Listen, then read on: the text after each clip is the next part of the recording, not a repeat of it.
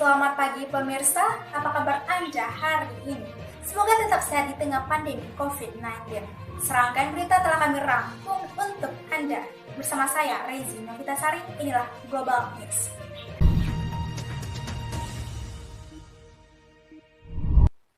New Zealand menjadi salah satu negara dengan penanganan COVID-19 terbaik di dunia. New Zealand pun siap menghapus kebijakan social distancing setelah melaporkan 0 kasus positif COVID-19 sejak 28 Februari 2020. Namun pada 14 Februari 2021, New Zealand menyatakan muncul 3 kasus positif COVID-19 di Auckland. Ini merupakan kasus terbaru setelah negara tersebut dinyatakan bebas COVID-19. Untuk mengetahui kondisi terkini, rekan kami Nunung Malati akan melaporkan langsung dari Wellington, New Zealand. Silakan Nunung. Ya, Rezi dan pemirsa, kami sampaikan saat ini kondisi New Zealand sudah kembali normal. Menurut data dari Worldometer per 21 April 2021, jumlah kasus COVID-19 saat ini menunjukkan total sebanyak 2.600 kasus dengan angka kematian 26 kasus. New Zealand pernah mendeklarasikan diri bebas dari angka COVID-19 setelah laporan tidak ada penambahan jumlah kasus. Namun, pada 14 Februari 2021, New Zealand menyatakan ditemukan 3 kasus positif COVID-19 di Auckland. Ini merupakan kasus terbaru setelah negara tersebut menyatakan bebas dari angka COVID-19 beberapa waktu lalu. Perdana Menteri Jacinda Ardern menyatakan kota Auckland akan naik ke level 3 dan memerintahkan untuk melockdown kota tersebut. Sedangkan sisa daerah lain di New Zealand akan pindah ke level 2. Pada 7 Maret 2021, pemerintah melonggarkan perbatasan di Auckland dan membawanya ke tingkat yang sama di seluruh New Zealand.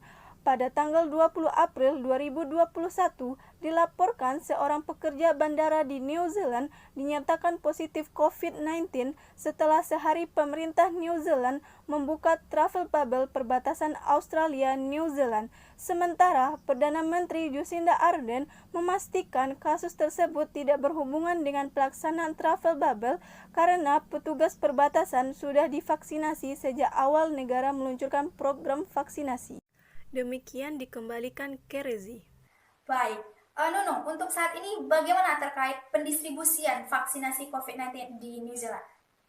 Ya, Rezi, Perdana Menteri Jacinda Ardern sempat menyebutkan bahwa pendistribusian vaksin sudah dilakukan kepada penduduk di New Zealand secara gratis pada 20 Februari 2021. Akan tetapi, prioritas pertama pemberian vaksin diberikan kepada 12.000 petugas di pintu masuk New Zealand. Setelah itu, petugas medis dan orang risiko tinggi seperti lansia akan menjadi prioritas berikutnya sebelum vaksinasi yang lebih luas diberikan kepada warga. Rezi, demikian yang dapat kami sampaikan. Baik, Nunung, terima kasih yang langsung melaporkan dari Wellington, New Zealand. Selamat bertugas kembali. Untuk mengetahui bagaimana sistem surveillance di New Zealand dalam menghadapi pandemi COVID-19, bergabung bersama kita melalui sambungan Skype ahli epidemiologi Indonesia yang saat ini berada di New Zealand, Ibu Nadia Husna dan Ibu Winda Malindra. Langsung saja kita sapa. Selamat pagi Ibu Nadia dan Bu Winda, sehat? Ya, Mbak Iya, Rezi, Mbak Rezi, selamat selamat pagi. pagi. Alhamdulillah sehat. Alhamdulillah. Bu Winda, saya ke Bu Nadia terlebih dahulu. Bu Nadia, untuk mengungkap strategi surveillance epidemiologi di New Zealand, di mana Perdana Menteri Jacinda Ardern sempat mengklaimkan bahwa New Zealand bebas dari COVID-19. Walaupun 2 bulan terakhir sempat muncul 3 kasus positif COVID-19, namun itu tidak menjadi semengkhawatirkan bagi New Zealand seperti negara-negara lainnya. Dan WHO pun bahkan memuji kelihayan New Zealand dalam menangani COVID-19 di negaranya. Kira-kira strategi seperti apa sebenarnya yang diterapkan oleh pemerintah New Zealand sehingga sebegitu efektifnya menekan penyebaran kasus COVID-19 di sana, Bu Nadia? Ya, Mbak Rezi, pemerintah New Zealand meyakini bahwasanya untuk menghilangkan COVID-19 adalah hanyalah dengan memutus rantai penularan COVID-19 itu sendiri. Tapi pemerintah New Zealand ini juga memiliki strategi eliminasi COVID-19. Nah, ada 4 pilar eliminasi COVID-19 di New Zealand ini. Nah, yang pertama itu pilarnya adalah keep it out atau jauhkan itu. Nah, kegiatan yang bisa dilakukan adalah dengan mengadakan peraturan perbatasan ataupun isolasi terkelola dan pelaksanaan karantina. Kemudian strategi yang kedua adalah prepare for it atau persiapan untuk itu. Persiapan di sini bisa dilakukan dengan deteksi dini dan adanya surveillance. Kemudian strategi yang ketiga adalah stamp it out atau singkirkan itu. Pelaksanaan penelusuran kontak dan manajemen kasus COVID-19. Kemudian strategi yang terakhir adalah manage the impact atau bahasa Indonesianya adalah kelola dampaknya. Nah, kegiatan mengelola dampak itu bisa dilakukan dengan meningkatkan kesiapsiagaan sistem kesehatan. Nah, tentunya untuk mencapai strategi eliminasi COVID-19 di New Zealand, tidak luput dari peran surveillance kesehatan masyarakat yang komprehensif, mulai dari mengumpulkan data, mengolah data, menganalisa data, menginterpretasi data, melakukan evaluasi, pelaporan, kemudian diseminasi informasi kepada orang yang tepat dan waktu yang tepat, kemudian yang terakhir adalah adanya tindakan atau intervensi. Nah, kemudian di New Zealand ini kami juga mengidentifikasi 5 objek surveillance yang mendukung strategi eliminasi COVID-19 ini. Di antaranya yang pertama, objek pertama adalah dengan mengidentifikasi kasus untuk manajemen kesehatan masyarakat. Kemudian objek yang kedua adalah evaluasi efektivitas respon kesehatan masyarakat. Objek yang ketiga, memberikan pengetahuan tentang pola dan risiko penyakit dari virus COVID-19. Objek keempat adalah memantau untuk memastikan kewajaran atau keadilan. Objek yang kelima yaitu menumbuhkan kepercayaan publik dan pemangku kepentingan, serta partisipasi dalam penanggulangan pandemi. Ya, Mbak Rezi, mungkin seperti itu strategi dan sistem surveillance di New Zealand ini. Iya, sangat kompleks, matang, dan dini sekali ya Bu sistem surveillance yang ada di New Zealand. Tapi begini, kalau kemudian dikatakan menang nih melawan COVID-19, apa yang bisa Ibu sampaikan terkait informasi mengenai kelima kegiatan dari objek surveillance yang ada di sana? Ya, Mbak Rezi, ini akan saya tampilkan rincian dari 5 objek surveillance COVID-19 di New Zealand. Nah, objek yang pertama tadi adalah mengidentifikasi kasus untuk manajemen kesehatan masyarakat. Kegiatannya ada beberapa, yaitu seperti mengumpulkan, menganalisis data dari pengujian perbatasan, pengujian komunitas, melakukan investigasi dan manajemen kasus, pelacakan kontak dan manajemen, serta pemandaian latar belakang. Kegiatan yang kedua itu menerapkan proses untuk mengembangkan rekomendasi ataupun tindakan. Dan untuk objek kedua, yaitu evaluasi efektivitas respon kesehatan masyarakat. Kegiatannya ada beberapa, akan saya sebutkan beberapa saja. Yang pertama itu mengembangkan pendekatan berbasis risiko untuk mengidentifikasi dan mengelola kasus. Kegiatan yang kedua, memantau dan meningkatkan data serta hasil dari pengujian. Dan yang ketiga, memantau sistem surveillance sindrom dan sentinel. Yang keempat, menjaga dan meningkatkan pengumpulan data kasus. Dan ada beberapa kegiatan lainnya di objek ini. Untuk objek ketiga, yaitu menghasilkan pengetahuan tentang pola dan risiko dari COVID-19 ini. Nah, kegiatan yang dapat kami lakukan itu adalah dengan menjelaskan epidemiologi deskriptif penyakit dari COVID-19 ini, seperti menjelaskan karakterisasi penyebaran COVID-19 dari faktor risiko orang, tempat, waktu, dan sumber beserta dinamika yang kami temukan. Kemudian yang kedua, adanya pemodelan penyebaran penyakit. Kemudian yang ketiga, mengembangkan kerangka kerja risiko untuk menilai lokasi dan populasi yang berisiko tinggi. Untuk objek keempat, yaitu memantau ataupun memastikan keadilan atau kewajaran ya. Nah, kegiatan yang kami lakukan itu yang pertama menetapkan ataupun berbagi informasi rutin dengan kaum Maori dan Pasifik di New Zealand ini, serta juga pemangku kepentingan untuk mengidentifikasi adanya kesenjangan dan mendiskusikan opsi atau solusi untuk mengatasinya. Kemudian yang kedua, bekerja sama dengan pemangku kepentingan dari kaum Maori dan Pasifik untuk mengidentifikasi ketidakadilan dan beberapa solusi untuk mengatasinya. Kemudian berikutnya memantau data secara rutin menurut etnis yang bertujuan untuk memprioritaskan kelompok yang sesuai.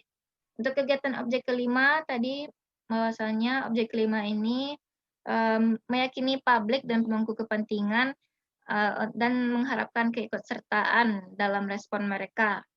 Kegiatan yang kami lakukan yaitu yang pertama mengumpulkan, kemudian melakukan penelitian untuk menjawab penelitian tentang keefektifan tindakan surveillance ini. Kemudian yang kedua, mengumpulkan cerita tentang inisiatif berbasis komunitas yang berdampak positif pada respon komunitas dan ketahanan terhadap pandemi. Dan yang ketiga, mengembangkan strategi komunikasi surveillance yang efektif. Ya, mungkin demikian kegiatan yang dapat saya jelaskan. Saya kembalikan kepada Rezi. Baik, terima kasih Bu Nadia. Saya pending dulu. Saya lanjut ke Bu Indah.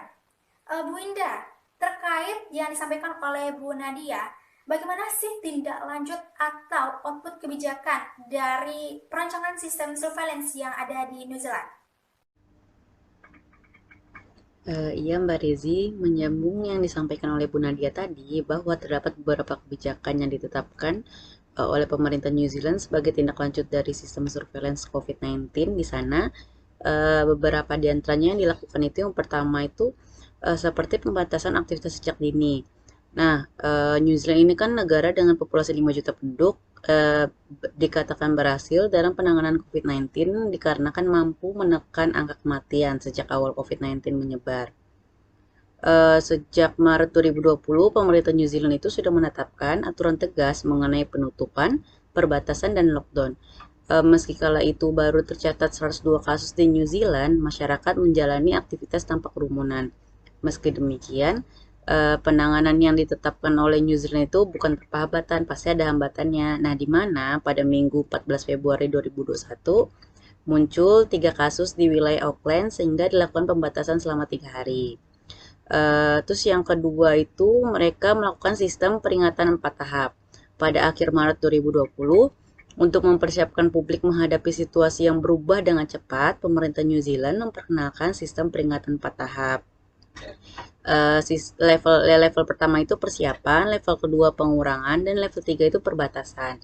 Dan level keempat itu lockdown. Sistem ini tuh dimulai dari level 2 pada 25 Maret 2020, kemudian naik melonjak ke level 4 sehingga New Zealand melakukan lockdown nasional. Hanya layanan penting saja yang berjalan dan semua orang diminta untuk tetap tinggal di rumah. Terus New Zealand juga melarang perjalanan internasional. Di sini New Zealand itu menerapkan pelarangan perjalanan internasional sejak pertengahan Maret 2020, di mana New Zealand menutup perbatasan sampai seluruh masyarakat yang menerima vaksin dan terlindungi. Terhitung sejak 16 Maret 2020, setiap orang termasuk warga negara mereka wajib menjalani isolasi mandiri. Hanya pendatang dari negara kepulauan di kawasan Pasifik yang dikecualikan. Perdana Menteri New Zealand itu yaitu Jacinda Ardern mengklaim regulasi itu merupakan yang paling ketat. Dia berkata tidak akan memberi ampun pada pelanggaran atas aturan tersebut. Nah, beberapa hari setelahnya, Perdana Menterinya itu menutup New Zealand. Itu berlaku untuk hampir semua warga negara asing. Terus juga mereka melakukan komunikasi yang efektif. Maksudnya itu berbeda dengan negara-negara yang mendeklarasikan perang melawan COVID-19. Nah, pemerintah New Zealand itu memberi pesan pada negaranya untuk bersatu, di mana dalam setiap komunikasi publiknya itu Jacinda Ardern, yaitu Perdana Menteri New Zealand itu telah berulang kali menyebut 5 juta tim kami sebagai bentuk pujian atas kerja 5 juta warga New Zealand. Yang kelima itu mereka juga melakukan pelacakan dan kepatuhan publik. Maksudnya itu selain pembatasan kegiatan yang ketat, New Zealand juga menerapkan pelacakan kontak atau contact tracing. Ketika pada kasus pertama COVID-19 itu di New Zealand pemerintahnya melakukan 1.000 tes sehari.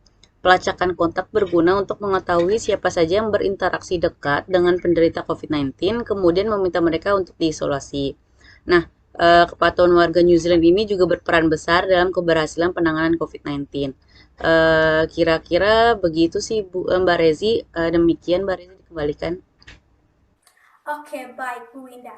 Beberapa waktu yang lalu saya juga sempat komunikasi dengan Duta Besar Republik Indonesia untuk New Zealand, Bapak Tantowi Yahya, yang mengatakan bagaimana sih sebenarnya data dan juga sains ini dimanfaatkan untuk mengendalikan COVID-19 yang ada di New Zealand. Sehingga Jacinda Ardern menyatakan memenangkan melawan COVID-19 ini. Tapi setelah berjuang memenangkan COVID-19 ini, apakah data dan juga sains ini masih dimanfaatkan atau masih difokuskan untuk menekan penyebaran COVID-19 yang ada di sana, Ibu Winda? Iya Mbak Rezi, betul Mbak. Saya pikir Perdana Menteri Jacinda Ardern ini sangat konsisten mendapatkan data dan sains sebagai kompas dalam penanganan COVID-19 di New Zealand. Memang betul, sekarang sudah tidak ada restriksi lagi sejak dinyatakan tidak ada kasus. Nah, sehingga New Zealand memasuki tahap level 1. Nah, artinya semua kehidupan berjalan seperti normal. Namun, 2 bulan yang lalu tuh sempat muncul 3 kasus sehingga dilakukan pembatasan kembali selama 3 hari dengan meningkatkan status peringatan COVID-19 di seluruh negeri menjadi level 3.